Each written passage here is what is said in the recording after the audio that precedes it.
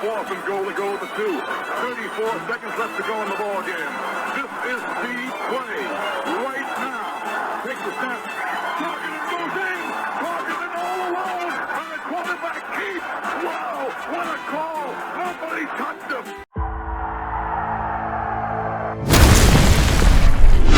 Here is Jeff, the host of the Gridiron.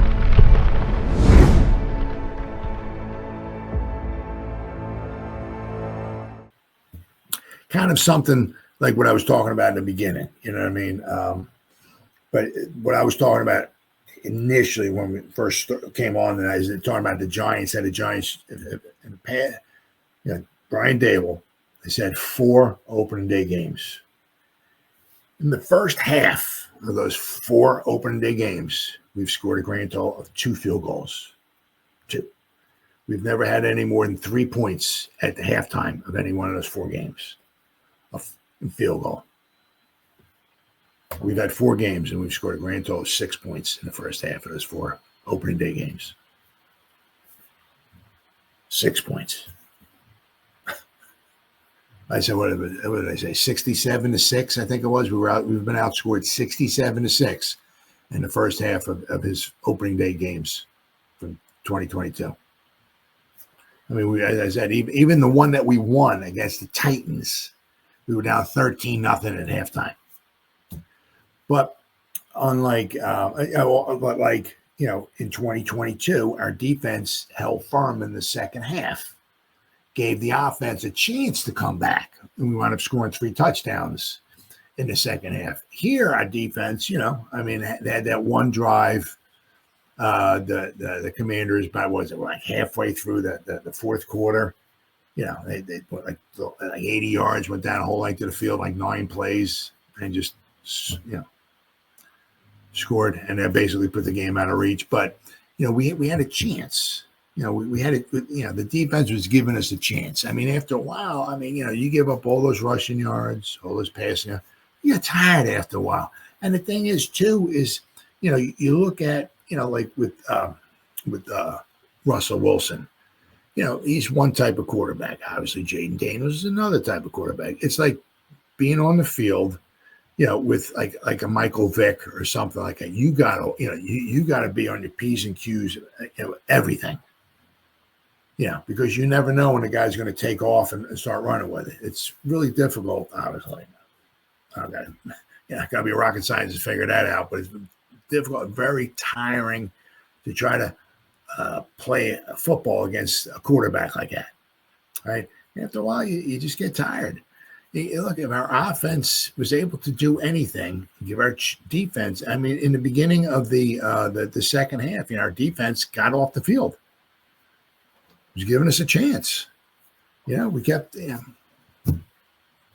giving the offense a chance, but finally that one drive in the second, in the fourth quarter led to a touchdown, and the game was basically over after that. But as bad as the first half has been for the Giants in the Brian Dable era of the openers, right? Go back to 1940, 41, and 42. Talk about the Detroit Lions. You got to go back that far before a team, right, has gone, what the Giants have gone, right, the last 3 opening day games without scoring a touchdown. And you can't say, it wasn't Malik Nabers, or you can't say it wasn't Saquon Barkley, or, we had Saquon Barkley against the Vikings, right? That game was bad. Don't get me wrong, but actually that one was almost identical to this one here. Basically, kind of like the Viking one. We didn't have Saquon. It was the Cowboy game. We had Saquon, right? But the last 2 were basically almost, if you ever see My Cousin Biddy, identical, right? Because last year we lost 28-6. However, Daniel Jones throws the pass to Van Ginkel, who walks into the end zone for a touchdown for a pick 6. So basically, the defense last year gave up 21 points. It was like 21-6 last year without the Daniel Jones. Just, hey, there's Van Ginkel. Don't get me wrong, Van Ginkel. He did a phenomenal job getting the ball, just jumping up, getting the ball, corralling it, and going. He deserved that interception. He did a fantastic job. But basically, with the defense last year, gave up 21 points and we scored 6. Right. Same thing here. Defense gave up 21. We scored 6. But you got to go back to 1940, 41, 42. So let's go back. 85 years in time, shall we? Because we all know, right, the last 3 years, the Giants have not scored a touchdown, right? 40-0, 28-6, 21-6. So let me share my screen here. And there we go. Let's go back to 1940.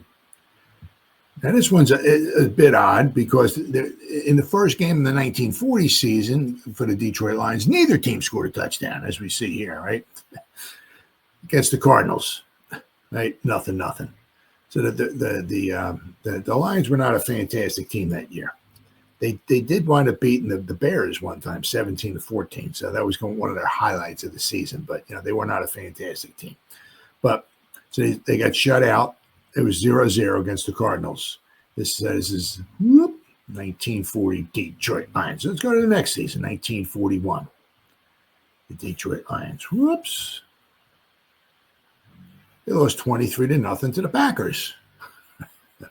And what was their record? They were 4-6-1. All right, once again, not a very good team. Not a very good team that year, right? So they actually first 2 games didn't score a point of the 1940 and 1941 seasons. You got that, nothing, and a 23-0. All right, so then 1942 Detroit Lions. We'll go to the next season here. Oops. And they got shut out again. Right? And what was their record? They were 0-11. Right? But to be fair, this is also during the war too. I mean, a lot of teams got totally decimated. Okay, 1942, World War II. Some of the teams really got decimated by people going and fighting the war, right? So I mean, you can see here. You look here. They were the Lions were 0-11. They not one game did they score in double digits. They scored 1, 2, 3, 4. They scored 5 touchdowns, right? 5. And they kicked 1 field goal. They played 11 games. They kicked 1 field goal all year long. 1 field goal. And they scored 5 touchdowns in 11 games. So, unfortunately, a lot of the teams were like this. For some reason, some of the teams like the Chicago Bears, not necessarily all the guys wound up going into the war. So they had some of their good guys. The Chicago Bears, like some guy by the name of, the 26-year-old, some guy by the Hall of Fame, Sid Luckman here. I'm not sure why the Bears were able to keep some guys who were really good and other teams couldn't. Don't know, but it is what it is. But, all right, stop sharing. All right, so should the Giants target a wide receiver trade? No. Well, they do need, they could use another weapon. The thing is that, they got to fix this offensive line. It's almost like, should we get a better quarterback in there? Should we get a better wide receiver? Should we get a better, until they get a better offensive line, hopefully, I'm going to talk about this in a little bit with the offensive line.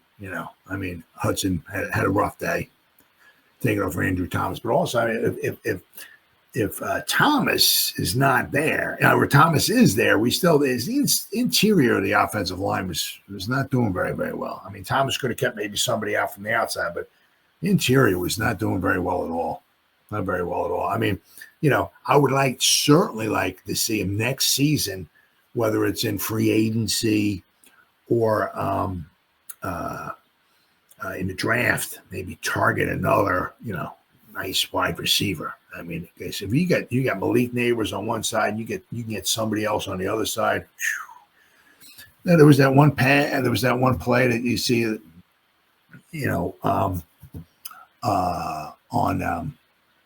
When I see it, I saw it on Facebook, but I'm sure it's on other platforms as well too. There was one play that they were trying to target. I guess maybe Malik Nabers was being doubled over the middle, but then I think the guy who was covering Slayton fell down, and Slayton's like running like wide open down the right sideline, and ball doesn't get thrown his way. So some of it is also. I always listen to Big Blue Kickoff live every day. They're live Monday through Friday. They're around 1 o'clock in the afternoon, somewhere around there. I always listen to their shows because those guys work for the Giants. Okay, so they see every game, they watch the film, they know the players, all that stuff. And Paul Dottino, he was there, he was watching the game, and he said, Russell Wilson is like 5'11", and one of the things that's the Achilles heel of a 5'11" quarterback is if you got people right in his face, he can't see. If you give him a nice clean pocket, if he can stand back in the pocket, and he's got a nice bubble around where he can just look around and start dancing and stuff like that. He might see Slayton wide open down the field or something. But they were saying, the guys were getting pushed in the backfield and just guys were in his face, and he's that small, he can't see. How do you fix the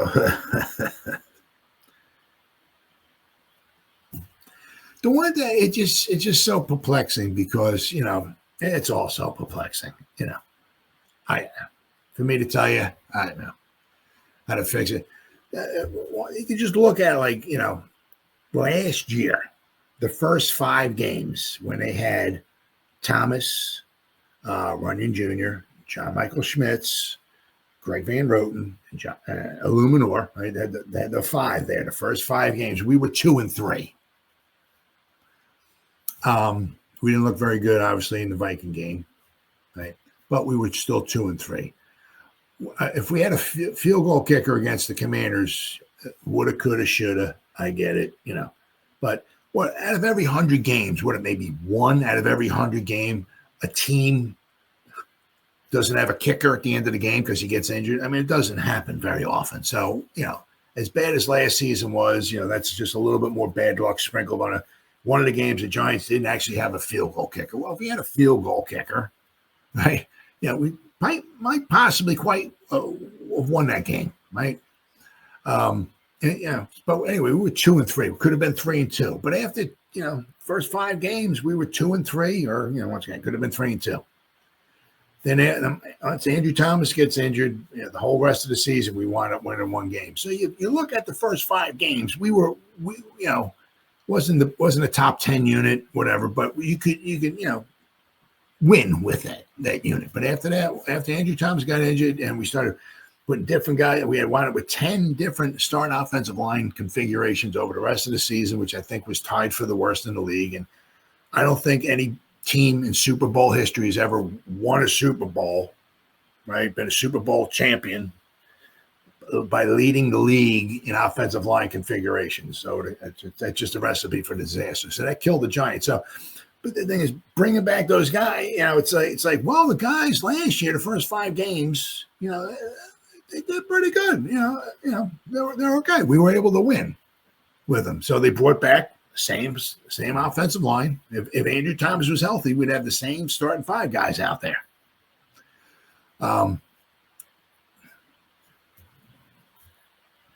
Why last year it looked a little bit better than it did this year? Washington did a very good job shooting the gaps, causing all kinds of havoc in the backfield and everything. Another thing was, like with Washington is like maybe, when we played them last year, I remember we had Daniel Jones when we were down in Washington. He was a mobile quarterback. Maybe they're just not thinking much about Russell Wilson. Maybe if we get quarterback, maybe if Dart goes in there, a young Dart. I mean, it's the same thing like with Jaden Daniels. If you just shoot the gaps and you go and you try to tackle the ball carrier, Daniels just tucks the ball, runs around the ends, and just takes off running. So a lot of it's got to probably do with possibly the quarterback. Because in 2022, let's not forget also when we had we went to the playoffs, right? We had Saquon and we had Daniel Jones, right? Daniel Jones had quite a bit of running too. So, the quarterback got quite a bit to do it as well too. But I mean, why, look like they were like they were so bad yesterday, allowing the guys to shoot the gaps and cause all kinds of havoc in the backfield, and they seemed a lot better last year. And to try to fix the offensive, I'm interested to see Bo in there, right? Interesting to see, as the season goes along, will we start seeing Bo? No, that would be cool, right? Are we going to bring Illuminor back? Is Bo going to take Illuminor's spot? Is Evan Neal ever going to be anything? Is Andrew Thomas ever going to be able? Is he going to be able to play and stay healthy this year? John Michael Schmitz did not have a banner game. I'm going to go over the PFF. This is a little bit later in our program here, but I'm going to go over John Michael Schmitz. What their PFF grades are and all. He didn't have a phenomenal game either. One Commander's pass rush, the Giants outline has been subpar. Oh yeah, yep, oh yeah. Oh no, I mean, you think about it, right? I mean, the Giants. Everybody's talking about the Giants pass rush and all of that, right? And you think about the Commanders. It's like who they got? I mean, remember they had the Fab Four, right? They had those 4 defensive linemen, right? They were all drafted in the first round. Well, they only got, I think, one of them left. I mean, it's just like it's like we're just not ready to play. It's just you got me. Why we look so good in the preseason, right? All 3 units, first, second, and third, they all look pretty good. Right, and out here, so what are we? 3-14. So now we're at between last year and this year. Now we're 3-15. We've won 3 out of our last 18 games. I mean, it just and so many times. It was just in the first half. We just can't score any points. It's unbelievable. It really is. It's absolutely unbelievable.